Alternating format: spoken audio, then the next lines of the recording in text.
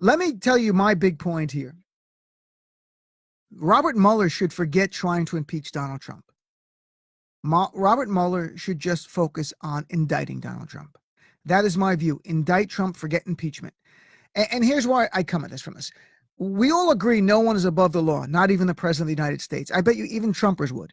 The proposition that no one is above the law is part of the DNA of this nation. Our founding fathers in the Declaration of Independence rebelled against the king who viewed himself as above the law. And in the Declaration of Independence, they talked about this king waging tyranny over the states. That was why our nation was created, to get away from the idea that there's a king who's above the law. And our Supreme Court has repeatedly reaffirmed that, most famously in 1974, when Richard Nixon was served with a subpoena by then the special prosecutor who wanted tapes and documents. And Nixon goes, nope, I don't have to give it. I'm the president. And the Supreme Court said, no one's above the law, not even a president. And they ordered him to turn over the documents. So how do we ensure that Donald Trump is not above the law? From a practical matter, the only way is Robert Mueller must indict Donald Trump. That's the only way. And I'll explain why. Because yesterday, we heard Michael Cohen, it was reported, we didn't hear it, I wish we had the audio, that he had violated 2 Federal Election Commission laws. And in quotes, he said he did this for the principal purpose of influencing the election in 2016. That's his words under oath before a judge. Again, it's under oath. So he's also potentially perjuring himself if he's lying there. And while under oath, Cohen said he did this, quote, in coordination with and at the direction of a candidate for federal office. That person, he didn't say this part, but that person, of course, was Donald Trump. That's who he did it for. And as Danny Savalas mentioned yesterday when he was here, in these cases in federal court, they do not name other people unless they're named defendants. So they're not saying Donald Trump's name, but they're not hiding it either. It's Donald Trump. Now, by Michael Cohen testifying under oath that he made these payments to Stormy Daniels and to Karen McDougal through the National Enquirer for the purpose of influencing the election, it was a campaign contribution. There's no doubt it's a campaign contribution under Federal Election Commission laws, no doubt. Then he adds he did it in coordination with and at the direction of a candidate for federal office, that being Donald Trump. Meaning now he has brought into this crime a conspirator. In fact, not only a co-conspirator, I would say from his own language here, he did it at the direction of Donald Trump. Donald Trump directed a crime to be committed. 2 crimes to violate Federal Election Commission laws twice. Donald Trump saying the money is not from the campaign, from his own pocket. He's just trying to mislead people. That means nothing. The crime here is knowing and willfully violating Federal Election Commission laws. And specifically, it is paying off Karen McDougal through a third party and Stormy Daniels right before the election and not reporting that in Federal Election Commission laws. Not reporting it, intentionally not reporting it, because they had an obligation to report it right away. And here's what would have happened. If they had reported it, what would have happened? The media gets it's a public record, and they begin asking questions. Who is this weird payment for $150,000 to National Enquirer? Why is this payment from this weird company called Essential Consulting all of a sudden through the campaign paying Stephanie Clifford? And they had to conceal it because it would have raised an issue. So they concealed it on purpose. Just like the Trump meeting in Trump Tower, this was only discovered inadvertently through other ways. They didn't ever come forward and release this. So you have the Federal Election Commission law violation. That is a crime, and the crime is knowing and willfully violating Federal Election Commission laws. If you have any doubt if it's a crime, ask Dinesh D'Souza, who got 5 years probation, including about 8 months community service, living in a place. And Donald Trump, of course, pardoned Dinesh D'Souza. And now, in retrospect, it looks like he did that with an eye towards knowing that he was guilty of Federal Election Commission law violations. He's trying to make it no big deal.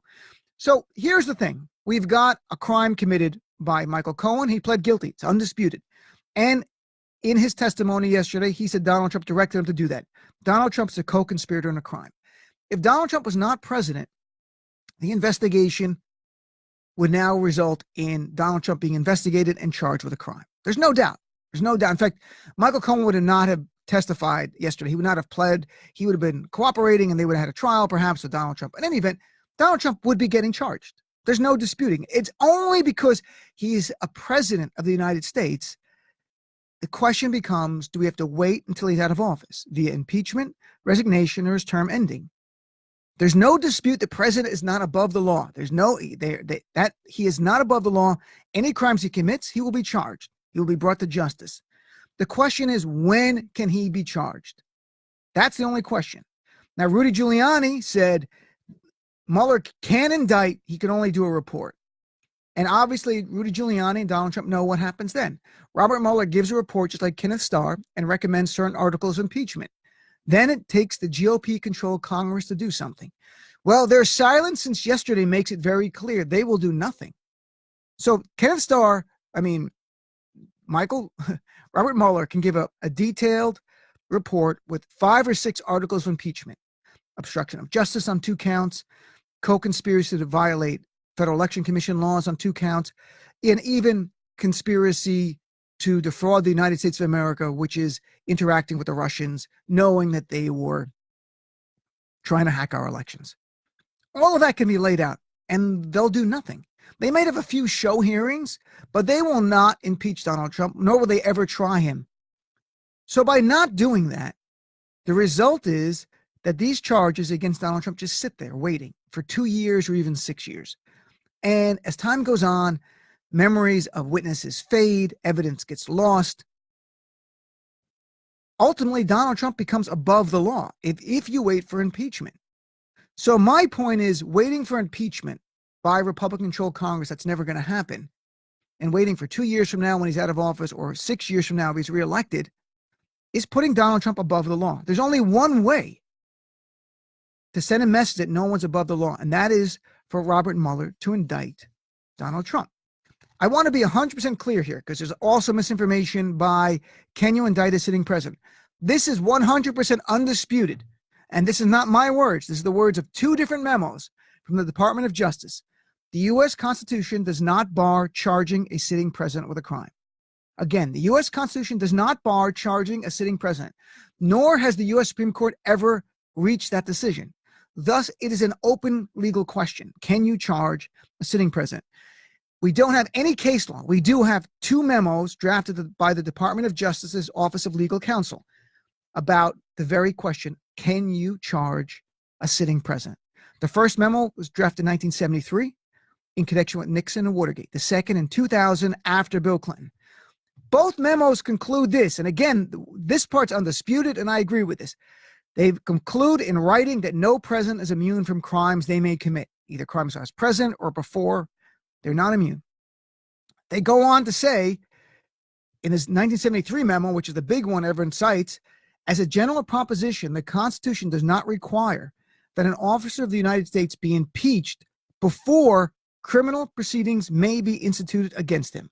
So again, general proposition is the Department of Justice legal memo 1973, reaffirmed in 2000, an officer of the United States does not have to be impeached before criminal proceedings. The general rule right there. But they make one exception. And you might guess what that is. The president of the United States. That's the only exception. Not even the vice president. The president is the only one. Why? Well, their rationale, and it's well intended, they say, because if you have a president charged with a crime, in their words, it will hamstring the operation of the whole governmental apparatus, both foreign and domestic affairs. And they add, exact quote, the spectacle of an indicted president still trying to serve as chief executive boggles the imagination. 1973 memo. In 2000, Department of Justice goes back through it, reaffirms that completely. Same conclusions. Their concerns, I will be honest, their concerns are valid. Their concerns that a president will be distracted, it'll be a major spectacle, those are valid. But they are outweighed by a situation where you have a president of the United States who has, we know now, committed crimes involving election fraud that helped him get elected. Donald Trump is not a legitimate president. He is clearly not. He was worried about Russia making him illegitimate, and I never subscribed to that. This is different. He's illegitimate. Now, he's still protected. He's in the office, so I'm not arguing he's illegitimate and we can do whatever we want. I'm going back at their actual argument. Their argument is twofold. Hamstrings the operation of the government, and it's a spectacle. But here's what undermines their very argument. Impeachment is enshrined in our Constitution. They agree the president should be impeached first. When a president is being impeached, it also makes them lose focus from their job because they're focused on saving their career and not being removed. And it's also a spectacle. Just look at Bill Clinton's impeachment trial. It grabbed headlines, and his impeachment and his trial, headlines 1998 all the way through mid-1999. The trial of Bill Clinton alone, just the trial part, was in the Senate. It took 5 weeks from January 7th, 1999 to February 12th, 1999. Clinton was then acquitted. 5 weeks. That's longer than Paul Manafort's trial. They just took 3 weeks. Congress is slower than the federal courts. A federal trial of Donald Trump would not take months and months like they would do in Congress. It would be swift. It would be quick. We'd get justice. Secondly, they argued, Department of Justice, in their 2 memos, the president will be distracted and hamstring the operation of the whole government if he has to deal with criminal charges. President Clinton served as president while dealing with all of this. While being on trial for 5 weeks, the government continued to function. There was no problem whatsoever. And if it really becomes too much of a burden for the president to do his job, and it could, well, there's an easy remedy. It's called the 25th Amendment. The 25th Amendment allows the president to voluntarily transfer his power to the vice president for a designated period of time until he can say he is no longer incapacitated. When presidents have got under medical procedures where they had anesthesia, they have done this. They simply write a document, they give it to the speaker, they give it to the Senate president. I'm going under this. And as soon as they get back out, they write another thing and they get their powers back. So Donald Trump, if he wants to focus for 5-6 week trial on just his trial, he can give his powers to the vice president. So the argument that the government will shut down is gone. It does not exist because Bill Clinton functioned as president while under trial. And he can turn over his powers to Mike Pence for the time he's on trial if he chooses to. That's up to him. Second argument, that the spectacle of an indicted president still trying to serve boggles the imagination. The impeachment of Bill Clinton is the very definition of a spectacle. It was on news night and day. It was everywhere. It took all the oxygen. We knew everything about Monica Lewinsky and any kind of sex act they did. That's a spectacle.